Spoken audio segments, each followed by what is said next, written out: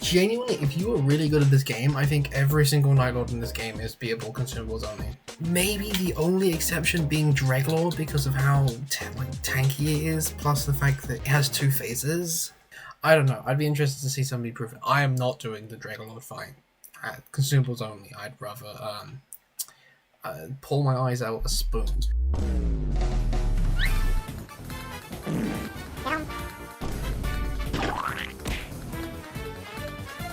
If you're unaware, a few days ago I beat one of the Elden Ring Night Raid expeditions with consumables only. No skills, no ultimates, and no damage from anything other than pressing the up D-pad. Well, at the end of that video I said if I got 200 views I would beat the Dreglord expedition with consumables only. Now, the Dreglord expedition is much harder than the Adele expedition. Not only is Dreglord probably the hardest and tankiest Night Lord, but it has some of the hardest day 1 and day 2 bosses, like the 4 Death Knights, and especially Artorias. I don't know what they did to Artorias, but dude was not fighting like this in Dark Souls 1, I swear to God. But the video ended up hitting that, so now I have to do it. But this time I decided to do a little bit more preparation than last time. Let's quickly recap the rules from my last video. No damage from any weapon, no skills, and no ultimates. Only consumables. And I decided to include those plants you can find around as well, because they're basically just consumables that you can find on the ground, and all of them do something which a consumable already does. I also decided that I'd be allowed to pick up weapons to use their passives to increase damage or increase my defense, or give me any buffs as long as the passive isn't doing damage itself. Okay, now you're back up to speed. So I adjusted my build to remove the Scholar Rune Gain plus double pouches relic, and I replaced it with the Evergel relic. This was a bit risky as it would start the game with only 2 other slots for items, but for the sake of speed and extra damage, I felt like it was necessary.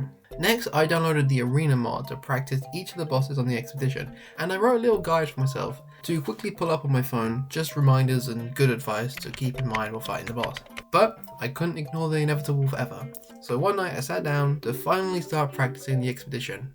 I started the run like all people do when they're too scared to take a risk, and that's by taking out the starting camp for level 2. Unfortunately, the Wraith calling bell is not great at dealing with low health crowds as it is dealing with high health single targets, so it was a bit painfully so.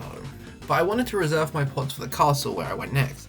I used the pot to hit the red barrels, exploding both of them for max damage, and finished off the boss with the bell. When I opened the chest, I found 2 Stone Sword keys, which is always sweet, but then I found another Stone Sword key in the chest below, so this run had started out great. With the Evergel I got Banished Knights, which was a bit unfortunate as I don't like fighting Banished Knights normally, let alone with just a Wraith calling bell and a few pots, but after a while and playing it careful I did take care of them.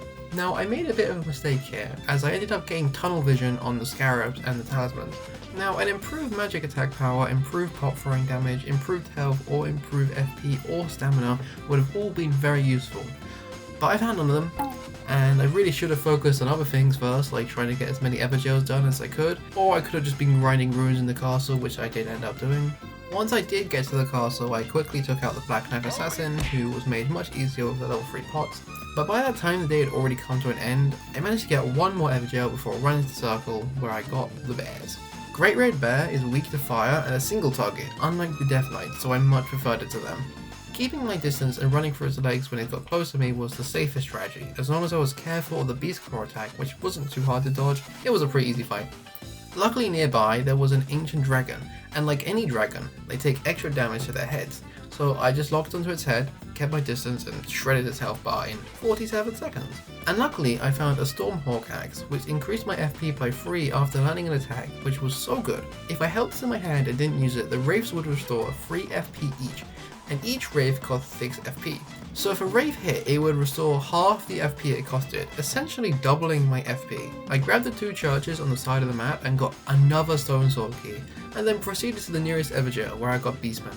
Quite unfortunate, as like I said, the Wraith calling bell was awful at crowd control, but I managed to clear it fairly easily. The next one was the Crucible Knight, which took even longer because of its shield, and then I got Skinnobel, which was much easier.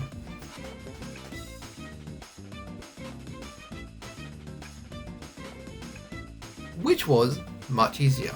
I frantically searched the village for a merchant who I bought some firepots off, and luckily got Divine Beast Dancing Lion, which was by far the easiest of the fights to get with this build. Just glad I didn't get Artorias. Like I said before, I had practiced each possible boss for this map in preparation, just giving myself small tips on how I could win. And about half an hour of practicing Artorias, this is what I came up with. Okay, well, I did come up with a little bit, but I was still very glad I didn't get him, and Moog too, because he also sucks for this build. Not that the Divine Beast was easy. It took a life off me and almost my Wending Grace. Advice for this boss was just to take advantage of its wind phase. It's by far the easiest phase it has, but after a few close calls, the Divine Beast dancing line went down. I found a max FP up, which was super helpful too.